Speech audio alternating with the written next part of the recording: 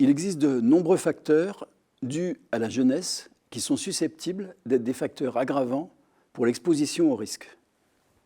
En tant que tels, ils se combinent ou se surajoutent aux risques inhérents aux situations, et avec ceux qui sont dus au statut et à la position d'apprenti et de stagiaire. Les adolescents et jeunes adultes n'ont pas achevé leur maturation et leur développement perceptif, émotionnel, affectif et cognitif. Leur maturation est en cours. Elle s'accélère souvent avec les expériences qu'ils vivent, avec certains changements d'âge ou de niveau de formation, par exemple. Certaines difficultés de perception, d'attention, d'orientation dans l'espace, de compréhension et de raisonnement, des maladresses, sont dues à ce développement en cours. On l'observe le plus souvent avec ces grands adolescents maladroits qui sont embarrassés par leur corps et par leurs mains. Ce n'est ni de la mauvaise volonté, ni un problème particulier, c'est tout simplement un état transitoire de maturation. Le problème, c'est qu'évidemment, ça peut engendrer certaines prises de risque ou certaines expositions au risque qui ne concernent pas des adultes qui ont achevé leur maturation et qui, en plus, ont une certaine expérience.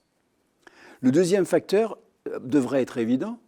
L'exposition au risque est due au fait qu'ils n'ont pas encore achevé la construction de leurs compétences professionnelles et non plus de leur expérience des milieux de travail. Ils n'ont pas l'expérience du travail, ils n'ont pas l'expérience du métier, ils n'ont pas l'expérience des situations, ni des règles, ni des normes, ils n'ont pas l'expérience des risques. Il est donc logique qu'ils soient beaucoup moins capables de percevoir, de comprendre, d'identifier, de repérer les risques et de s'en protéger. Ça signifie que l'entourage doit être beaucoup plus attentif aux situations dans lesquelles on les met et doivent être beaucoup plus attentifs à surveiller leur manière de faire, leur comportement, afin de les protéger. Ils n'ont pas non plus l'expérience des situations particulières. Ils peuvent avoir, par exemple au lycée professionnel, l'habitude d'un tel type de situation de travail, mais quand ils se retrouvent dans une entreprise particulière, l'environnement physique a changé, les normes, les habitudes, les types d'outils ont pu changer, ce qui fait que c'est un facteur de risque important.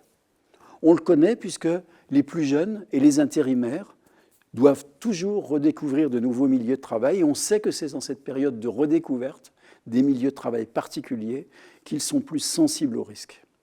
Même s'ils sont compétents pour un type de tâche, même s'ils ont construit les techniques professionnelles, il faut qu'ils s'approprient à chaque fois les conditions du nouvel environnement avec ses risques propres. Et donc, les maîtres de stage, les maîtres d'apprentissage, les nouveaux employeurs doivent penser que même s'ils maîtrisent les capacités de base du métier, il faut aussi un temps d'appropriation des situations particulières. Dernier point, très important, les apprenants sont en double charge. Il faut qu'ils apprennent à faire et il faut qu'ils fassent, et si possible qu'ils fassent bien. Ce qui demande évidemment beaucoup d'attention et engendre de la fatigue physique et mentale. D'autres types de facteurs sont plus psychosociaux. Je n'en citerai que quelques-uns. La jeunesse s'accompagne d'une tendance à se croire invincible, incassable. Les jeunes peuvent penser qu'il ne va rien leur arriver. Ils peuvent aussi avoir une illusion de maîtrise, que rien ne justifie. Ils peuvent être attirés par les risques, ou par les prises de risques, et par les plaisirs qui peuvent leur être liés. Pas seulement la vitesse sur des motos ou des voitures, simplement la vitesse à travailler, la vitesse à faire les choses peuvent être, dans certains milieux, particulièrement possibles et particulièrement grisants. Les jeunes sont attentifs et vivent le présent de manière forte, et peut-être plus forte que les plus adultes ou les plus anciens, et ils minimisent de ce point de vue-là les risques à moyen et long terme, qui leur paraissent souvent inimaginables. Ils peuvent avoir l'illusion de savoir-faire, de se sentir prêts et compétents, alors qu'ils ne le sont pas. Ils peuvent être sensibles au fait qu'ils ont réussi une fois, mais qu'il n'est pas sûr qu'ils réussissent plusieurs fois, et d'autres fois en ne prenant pas trop de risques. Ils sont en situation de dépendance, ce qui signifie qu'il leur est difficile de résister aux pressions, aller plus vite, travailler un peu plus, aller au-delà de la fatigue, aller au-delà d'une compétence qui n'est encore pas construite.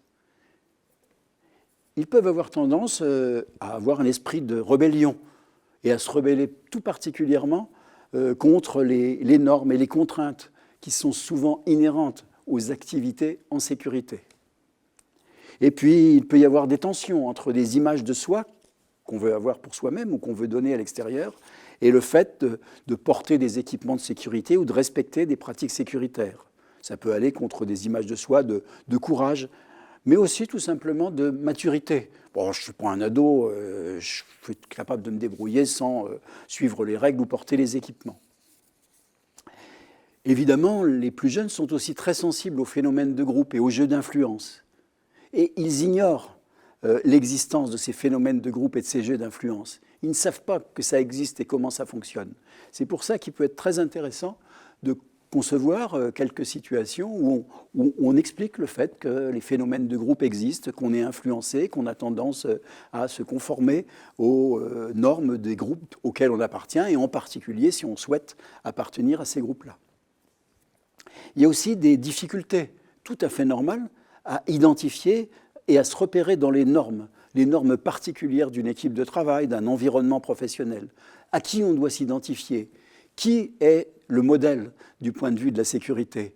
Comment se situer vis-à-vis des normes et de la façon dont les gens respectent ou ne respectent pas les normes? Tout ça doit pouvoir être discuté, notamment au moment de retour d'expérience.